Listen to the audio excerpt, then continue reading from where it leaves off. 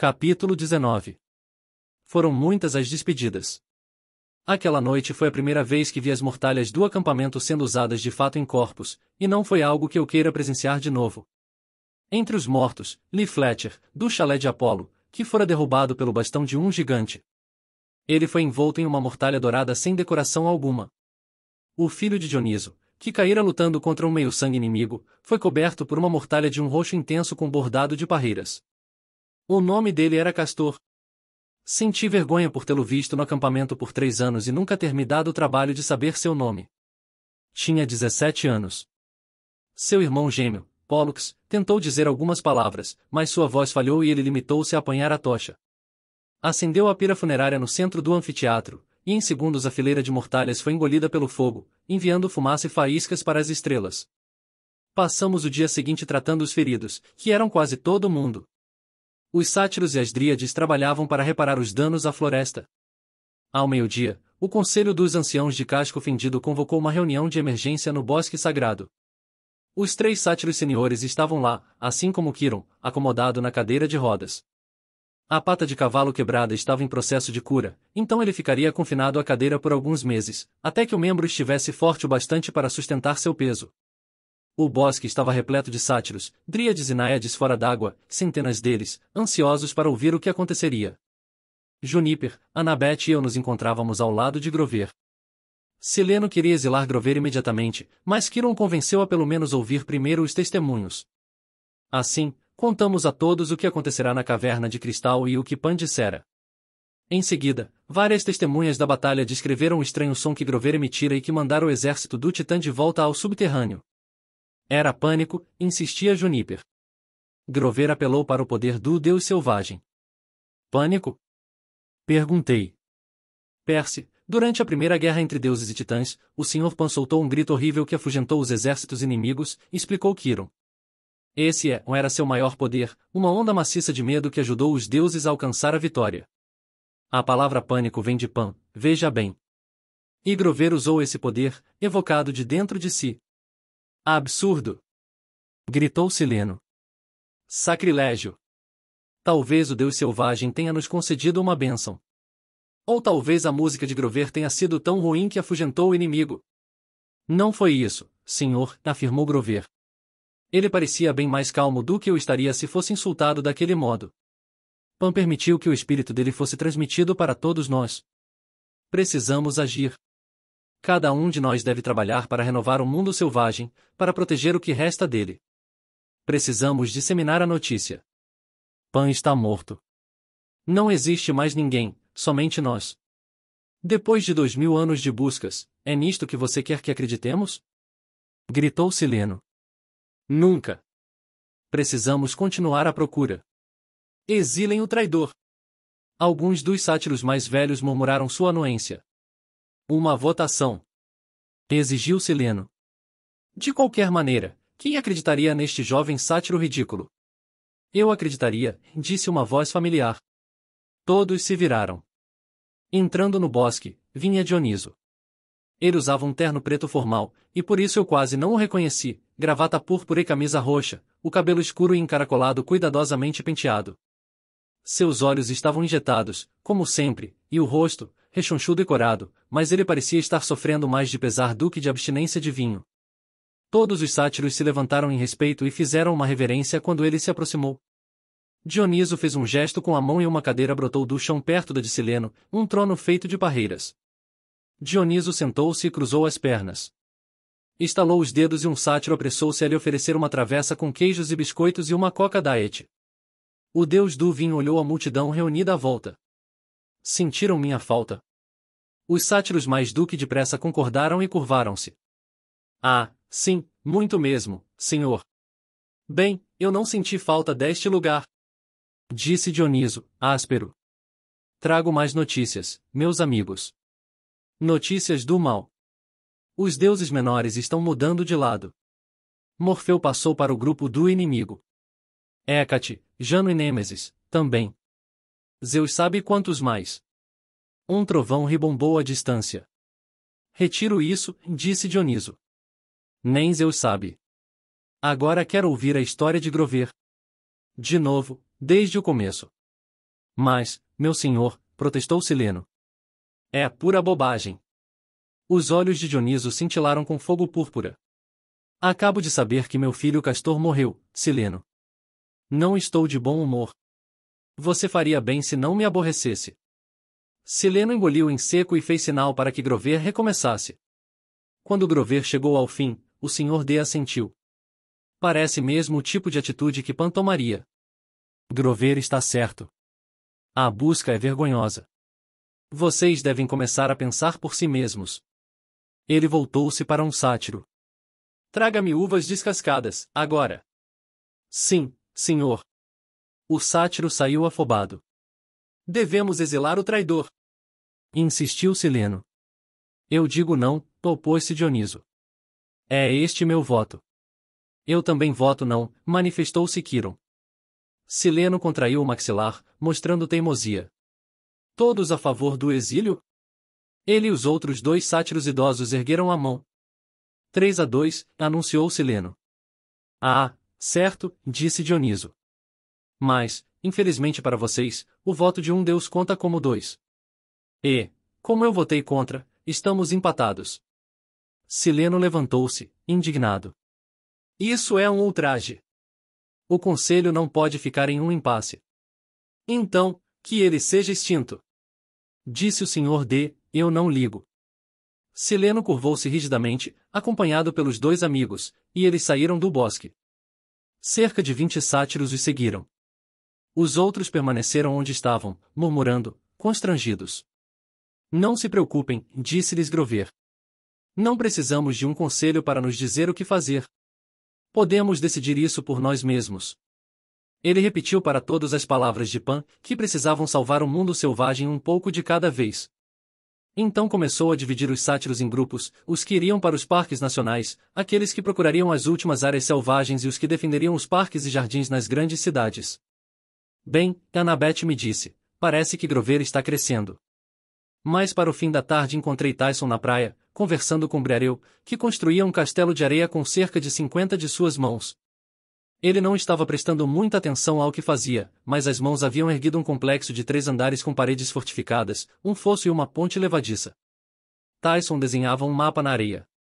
Tome à esquerda no Recife, ele disse a Briareu. Depois desça direto quando vir o navio naufragado. Então, quase 1,5 km a leste, passando pelo cemitério de Sereias, você começará a ver o fogo aceso. Está ensinando a ele o caminho das forjas? Perguntei. Tyson assentiu. Briareu quer ajudar. Vai passar aos ciclopes técnicas que foram esquecidas, como fazer armas e armaduras melhores. Quero ver ciclopes, concordou Briareu. Não quero mais ficar sozinho. Duvido que fique solitário lá embaixo, eu disse um tanto melancólico, pois nunca fora ao reino de Poseidon. Vão mantê-lo ocupado de verdade. O rosto de Briareu assumiu uma expressão feliz. Isso parece bom. Só queria que Tyson também pudesse ir. Tyson corou. Preciso ficar aqui com meu irmão. Você vai se sair bem, Briareu. Obrigado. O centímano apertou minha mão umas 100 vezes. Vamos nos ver de novo, Percy. Sei disso. Então ele deu um grande abraço de polvo em Tyson e adentrou o oceano. Ficamos olhando até sua cabeça enorme desaparecer sob as ondas. Dei uma palmadinha nas costas de Tyson. Você o ajudou muito. Só conversei com ele. Você acreditou nele. Sem Briareu, nunca teríamos derrubado o camp. Ele atira pedras bem. Tyson sorriu. Sim. Ri. Atira mesmo. Venha, grandão. Vamos jantar. Foi bom ter um jantar normal no acampamento. Tyson se sentou comigo à mesa de Poseidon. O pôr do sol sobre o estreito de Long Island estava lindo. As coisas não haviam se normalizado totalmente, mas quando fui até o braseiro e joguei parte de minha refeição nas chamas, como uma oferenda a Poseidon, senti que tinha de fato muito a agradecer. Meus amigos e eu estávamos vivos. O acampamento estava em segurança. Cronos sofrerá um revés, pelo menos por algum tempo. Minha única preocupação era Nico, que zanzava nas sombras, do outro lado do pavilhão. Haviam-lhe oferecido um lugar à mesa de Hermes, e até mesmo à mesa principal com Quiron, mas ele recusará. Depois do jantar, os campistas se dirigiram ao anfiteatro, onde o chalé de Apolo prometia uma cantoria para elevar os ânimos, mas Nico se desviou e desapareceu no bosque. Decidi que era melhor segui-lo. Ao passar pelas sombras das árvores percebi que estava ficando muito escuro. Eu nunca sentirá medo na floresta, embora sempre soubesse que havia muitos monstros ali. No entanto, pensei na batalha do dia anterior e me perguntei se em algum momento seria capaz de andar de novo por aqueles bosques sem me lembrar do horror daquela luta. Nico não estava à vista, mas, após alguns minutos de caminhada, vi uma luz à frente. A princípio, pensei que ele tivesse acendido uma tocha. Quando me aproximei, porém, vi que o brilho era um fantasma. A forma tremeluzente de Bianca de Ângelo encontrava-se na clareira, sorrindo para o irmão. Ela lhe disse algo e tocou o rosto dele, ou tentou. Então sua imagem desapareceu. Nico virou-se e me viu, mas não pareceu zangado. Dizendo adeus, falou com a voz rouca. Sentimos sua falta no jantar e afirmei. Poderia ter se sentado comigo. Não. Nico, você não pode perder todas as refeições. Se não quiser ficar com Hermes, talvez possam abrir uma exceção e colocá-lo na casa grande. Há quartos suficientes. Eu não vou ficar, Percy. Mas, ou você não pode simplesmente ir embora. É perigoso demais lá fora para um meio-sangue solitário. Você precisa de treinamento. Eu treino com os mortos, ele replicou, sem emoção. Este acampamento não é para mim. Existe uma razão de não terem construído um chalé para Hades aqui, Percy. Ele não é bem-vindo, não mais do que no Olimpo. Meu lugar não é aqui. Preciso ir embora. Eu queria argumentar, mas parte de mim sabia que ele tinha razão. Isso não me agradava, mas Nico deveria encontrar seu próprio e sombrio caminho. Lembrei-me da caverna de Pan e de que o Deus selvagem se dirigira a cada um de nós individualmente, exceto a Nico. Quando você vai? Perguntei. Agora mesmo. Tenho milhares de perguntas, como, em quem era minha mãe? Quem pagou a escola para mim e para Bianca? Quem era o advogado que nos tirou do Hotel Lotus? Não sei nada de meu passado. Preciso descobrir. Faz sentido, admiti. Mas espero que não tenhamos de ser inimigos. Ele baixou o olhar. Lamento por ter agido como um garoto mimado. Deveria ter ouvido você em relação a Bianca. Por falar nisso, peguei algo no bolso. Tyson encontrou isto quando estávamos limpando o chalé. Pensei que talvez você a quisesse. Estendi uma estatueta de Hades feita de chumbo, a estatueta de mitomagia que Nico abandonara ao fugir do acampamento no inverno anterior. Nico hesitou. Não brinco mais com esse jogo. É para crianças. Tem um poder de ataque de 4.000, tentei persuadi-lo. 5.000, Nico me corrigiu. Mas só se o adversário atacar primeiro. Sorri. Talvez seja bom ser criança de vez em quando. Joguei a estatueta para ele. Nico examinou na mão por alguns segundos e então a enfiou no bolso. Obrigado. Estendi a mão. Ele apertou, relutante. Sua mão era fria como gelo. Tenho muito a investigar, ele disse. Alguns deles. Bem, se descobrir algo útil, eu o informarei. Não sabia do que ele estava falando, mas assenti. Mantenha contato, Nico. Ele se virou e adentrou na floresta. As sombras pareciam se curvar em sua direção enquanto ele caminhava, como se tentassem chamar sua atenção. Uma voz atrás de mim disse. Lá vai um rapaz muito perturbado. Virei e me deparei com Dioniso ali em pé, ainda com o terno preto. Venha caminhar comigo, ele chamou. Para onde? Perguntei, desconfiado. Só até a fogueira. Eu estava começando a me sentir melhor, então pensei em conversar um pouco com você, que sempre consegue me irritar. Obrigado. Atravessamos a floresta em silêncio. Percebi que Dioniso estava flutuando, seus lustrosos sapatos pretos pairando a uns 2 centímetros do chão. Acho que ele não queria sujá-los. Temos sofrido muitas traições, ele disse. A situação não está boa para o Olimpo. No entanto, você e Annabeth salvaram este acampamento. Não estou muito certo se deveria lhe agradecer por isso. Foi um esforço conjunto. Ele deu de ombros. Ainda assim, suponho que tenha sido necessária alguma competência para fazer o que vocês dois alcançaram. Achei que você devesse saber que não foi perda total. Chegamos ao anfiteatro, e Dioniso apontou para a fogueira. Clarice estava sentada ao lado de um garoto hispânico grandalhão que lhe contava uma piada. Era Cris Rodrigues, o meio-sangue que enlouquecera no labirinto. Voltei-me para Dioniso. Você o curou? A loucura é minha especialidade. Foi bastante simples. Mas, você foi legal. Por quê? Ele ergueu uma sobrancelha. Eu sou legal. Eu simplesmente transpiro bondade, Perry Johansson. Você não tinha percebido? Talvez eu tenha me sentido padecido pela morte de meu filho. Talvez tenha pensado que esse garoto, Chris, merecia uma segunda chance. Seja como for, acho que isso melhorou o humor de Clarice. Por que está me dizendo isso? O deus do vinho suspirou. Ah, por Hades. Se eu soubesse. Mas lembre, garoto, que um gesto generoso pode ser tão poderoso quanto uma espada. Como mortal, eu nunca fui um grande lutador, atleta ou poeta. Eu apenas fazia vinho. As pessoas em meu vilarejo riam de mim. Diziam que eu nunca daria boa coisa. Agora olhe para mim. Às vezes coisas pequenas podem tornar-se de fato muito grandes. Ele me deixou sozinho pensando naquelas palavras. E, enquanto observava Clarice e Chris cantando juntos uma estúpida canção junto à fogueira, de mãos dadas no escuro, onde achavam que ninguém podia vê-los, não pude deixar de sorrir.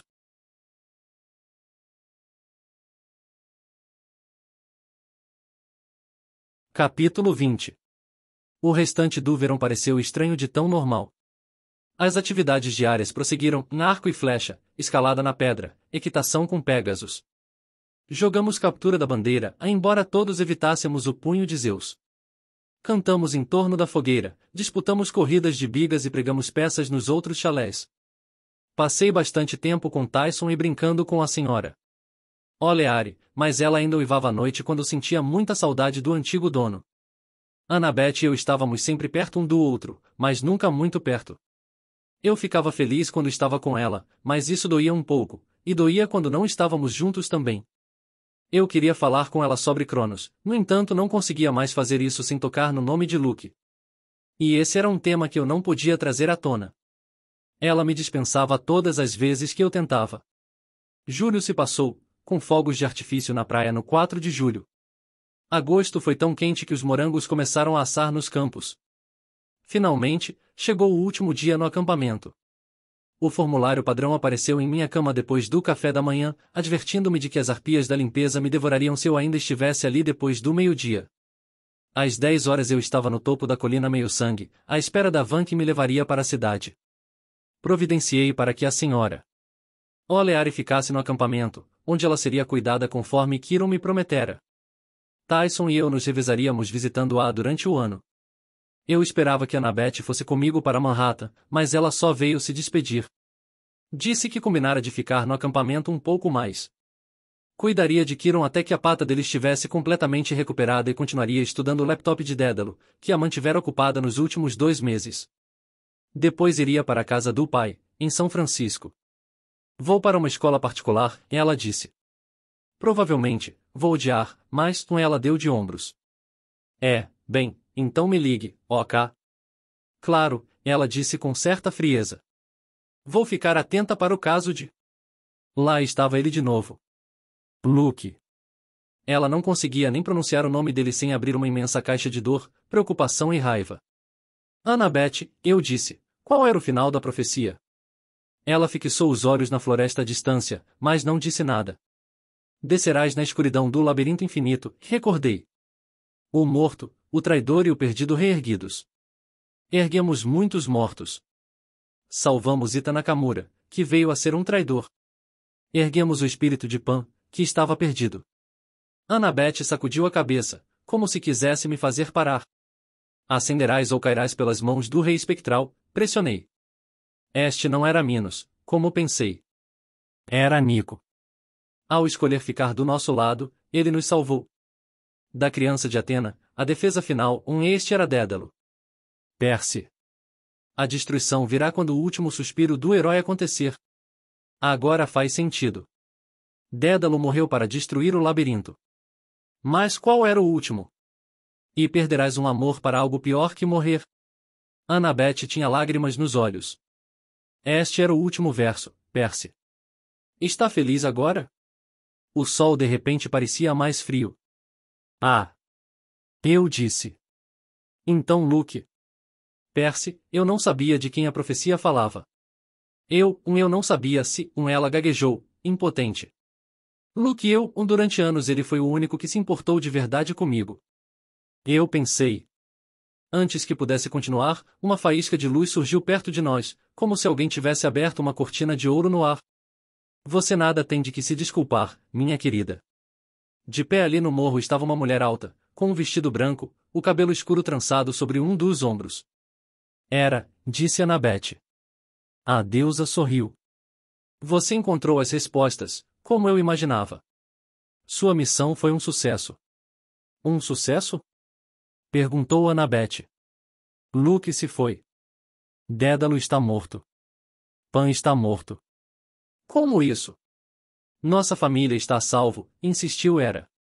Esses outros já foram tarde, minha querida. Estou orgulhosa de você. Cerrei os punhos. Não podia acreditar que ela estivesse dizendo aquilo. Foi você que pagou Gerion para nos deixar passar pelo rancho, não foi? Hera encolheu os ombros. Seu vestido cintilou com as cores do arco-íris. Eu queria encurtar o caminho de vocês. Mas não se importou com Nico. Ficaria feliz em vê-lo entregue aos titãs. Ah, por favor. Hera fez um gesto de desprezo, e continuou. Foi o próprio filho de Hades quem disse. Ninguém o quer por perto. Aqui não é o lugar dele. Hefesto tinha razão, Rosnei. Você só se importa com sua família perfeita, não com as pessoas reais. Os olhos dela brilharam perigosamente. Tome cuidado, filho de Poseidon. Guiei-o no labirinto mais do que você possa imaginar. Estava a seu lado quando você enfrentou Gerion. Eu permiti que sua flecha o acertasse. Mandei-o para a ilha de Calipso. Abri caminho para a montanha dos titãs. Annabeth, minha querida, você certamente vê como ajudei.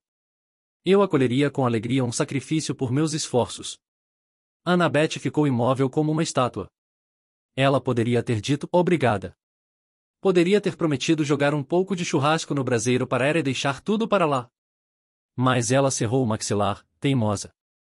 Tinha a mesma expressão de quando enfrentou a esfinge, a de que não aceitaria uma resposta qualquer, mesmo que isso a pusesse em sérios apuros.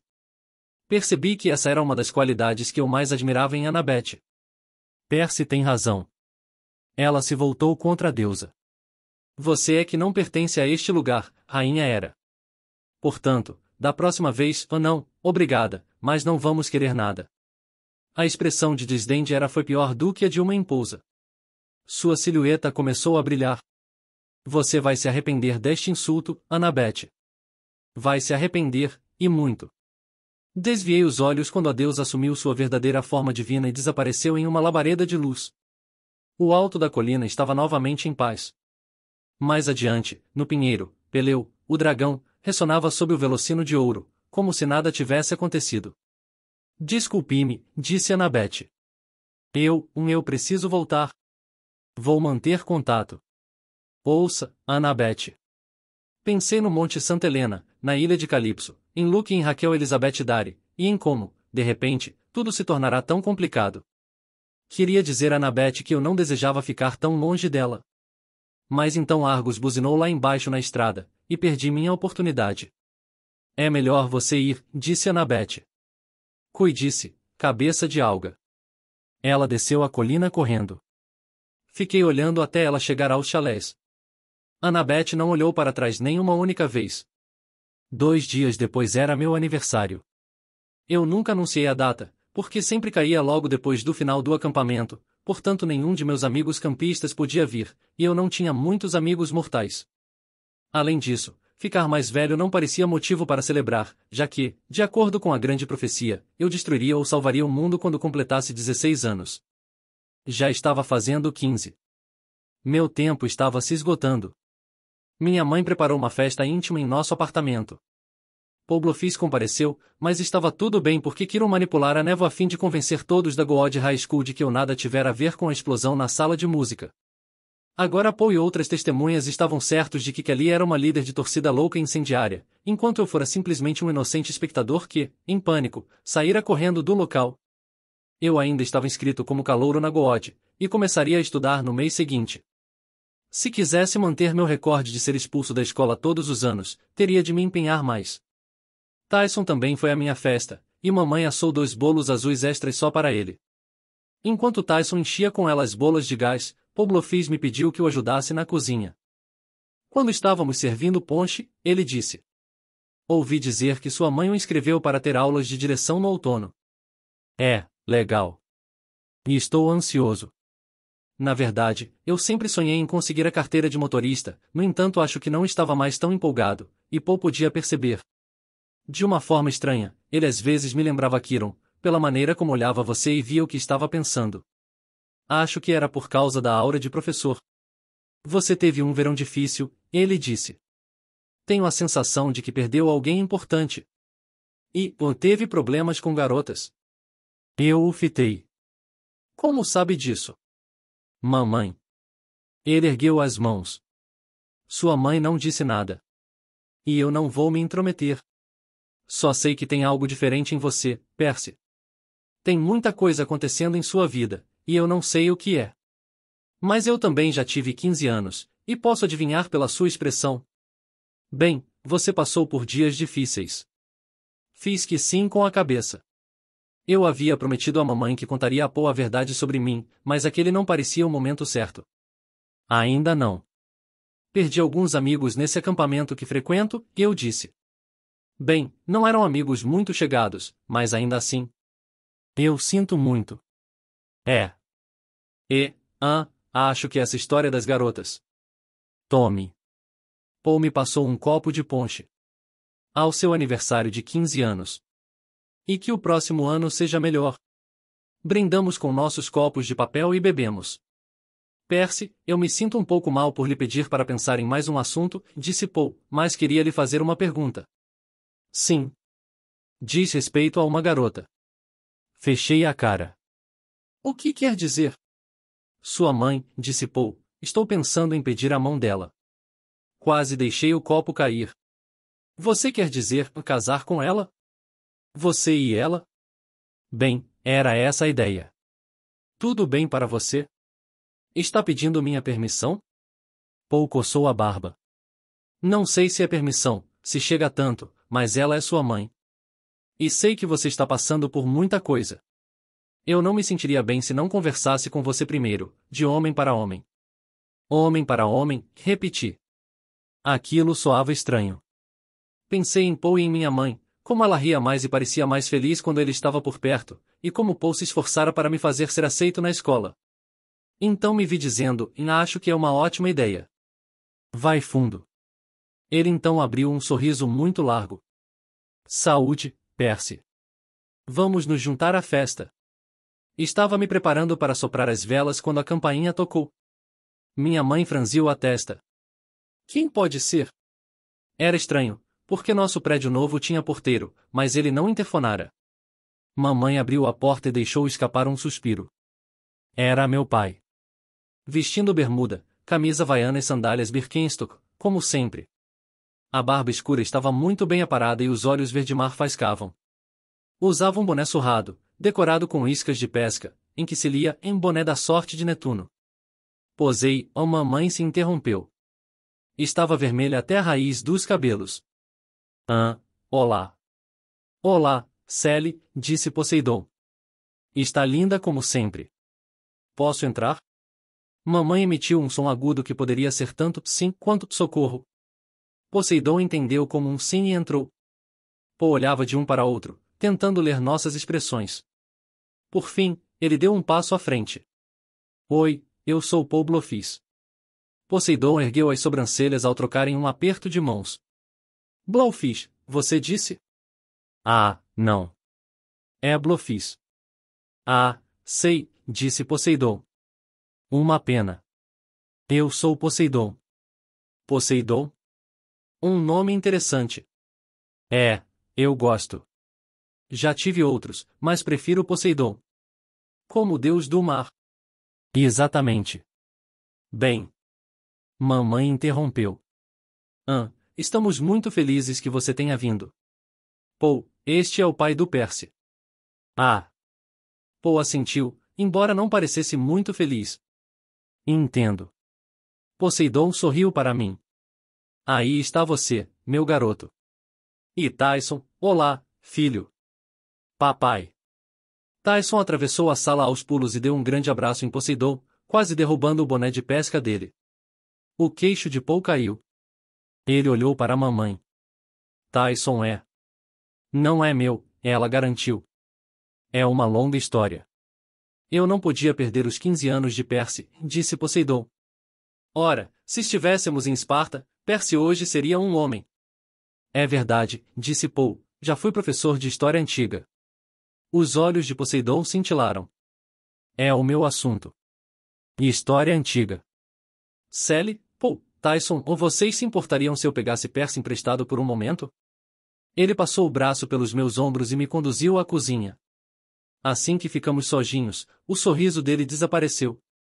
Você está bem, meu filho? Sim. Estou bem. Acho. Ouvi algumas histórias, disse Poseidon. Mas queria ouvi-las diretamente de você. Conte-me tudo. Foi o que fiz. E foi meio desconcertante, porque Poseidon ouvia com tamanha atenção que seus olhos não deixaram meu rosto por um só instante. Sua expressão não mudou durante todo o tempo que eu falei. Quando cheguei ao fim, ele assentiu lentamente. Então Cronos está mesmo de volta. Não vai levar muito tempo para a Guerra Plena nos alcançar. E quanto a Luke? Perguntei. Ele morreu mesmo? Não sei, Percy. Isso é muitíssimo perturbador. Mas o corpo dele é mortal. Você não pode simplesmente destruí-lo? Poseidon parecia confuso. Mortal, talvez. Mas há algo diferente em Luke, meu filho. Não sei como ele foi preparado para hospedar a alma do Titã, mas não morrerá facilmente. E, no entanto, temo que deva ser morto se quisermos mandar Cronos de volta ao fosso. Preciso pensar sobre isso. Infelizmente, tenho meus próprios problemas. Lembrei-me do que Tyson me contará no início do verão. Os velhos deuses do mar? Isso mesmo. A batalha chegou primeiro para mim, Percy. Na verdade, não posso ficar aqui muito tempo. Neste exato momento o oceano está em guerra. É tudo o que posso fazer para evitar que furacões e tufões destruam a superfície de seu mundo, tão intensa é a luta. Deixe-me ir para lá, eu disse.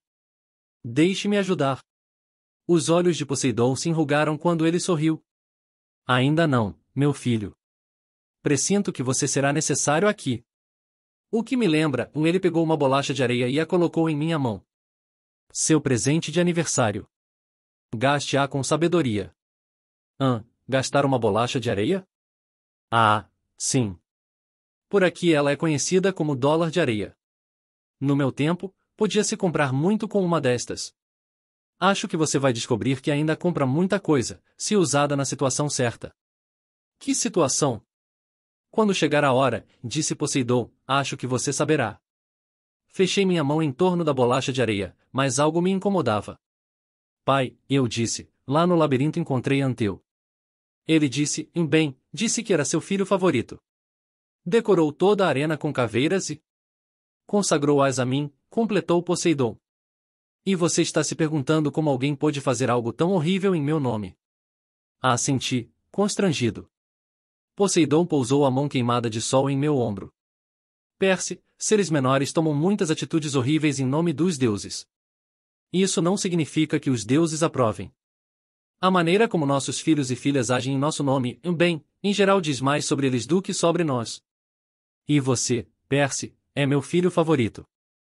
Ele sorriu, e naquele momento o simples fato de estar com meu pai na cozinha foi o melhor presente de aniversário que já tive. Então mamãe chamou da sala. Percy? As velas estão derretendo. É melhor você ir, disse Poseidon. Mas, Percy, uma última notícia que você deve saber. Aquele incidente no Monte Santa Helena. Por um segundo pensei que ele estivesse falando do beijo que Annabeth me dera, e corei, mas então percebi que ele falava de algo muito maior. As erupções continuam, ele disse. Typhon está se agitando. É muito provável que em breve, em alguns meses, talvez um ano no máximo, ele escape dos grilhões. Desculpe-me, eu disse. Não era a minha intenção. Poseidon ergueu a mão. Não é culpa sua, Percy. Isso aconteceria mais dia, menos dia, com Cronos acordando os monstros antigos. Mas saiba que se Tifon acordar, será diferente de tudo que você já enfrentou. A primeira vez que ele apareceu, todas as forças do Olimpo Mal foram suficientes para combatê-lo. E quando ele acordar novamente, virá para cá, para Nova York. Seguirá direto para o Olimpo.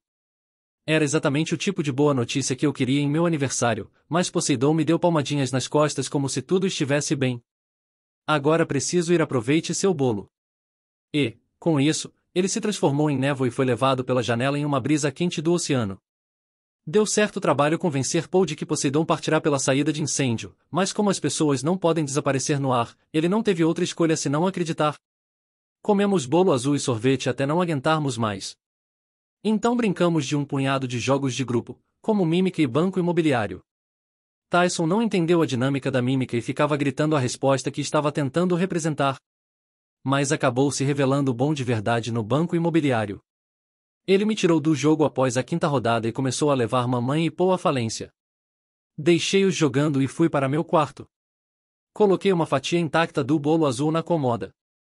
Então tirei meu cordão do acampamento meio-sangue e o deixei no peitoril da janela. Nele agora havia 3 pingentes, representando meus 3 verões no acampamento, um tridente, o velocino de ouro e o último, em um intrincado labirinto, simbolizando a batalha do labirinto, como os campistas haviam começado a se referir ao episódio. Perguntei-me qual seria o pingente do próximo ano, se eu ainda estivesse lá para ganhá-lo. Se o acampamento sobrevivesse até o verão seguinte. Olhei para o telefone em minha cabeceira. Pensei em ligar para Raquel Elizabeth Dari. Minha mãe me perguntara se eu queria convidar mais alguém naquela noite, e eu tinha pensado em Raquel. Mas não liguei. Não sei por quê. A ideia me deixava quase tão nervoso quanto uma porta para o labirinto. Tateei meus bolsos e os esvaziei, contra a corrente, um lenço de papel, a chave do apartamento. Então tateei o bolso da camisa e senti um pequeno volume.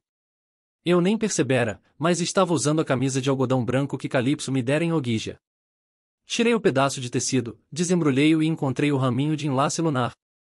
Era um galho minúsculo, murcho depois de 2 meses, mas eu ainda podia sentir o leve aroma do jardim encantado. Fiquei triste. Lembrei-me do último pedido de Calypso, plante um jardim em Manhattan por mim, ok.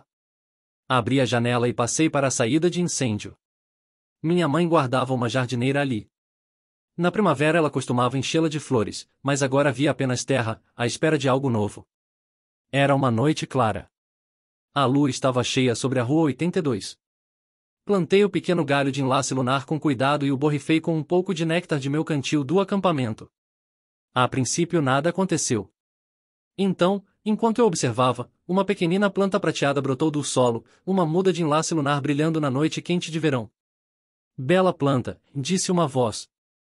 Dei um salto. Nico D'Angelo estava na saída de incêndio, ao meu lado. Simplesmente aparecerá ali. Desculpe-me, ele disse. Não queria assustar você. Está tudo bem. Quer dizer, o que você está fazendo aqui? Ele crescerá uns 2 centímetros nos últimos 2 meses. Seu cabelo era uma massa desgrenhada e negra.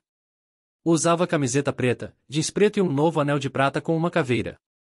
Sua espada de ferro estígio pendia ao lado do corpo. Fiz algumas investigações, ele contou. Pensei que você gostaria de saber. Dédalo recebeu sua punição.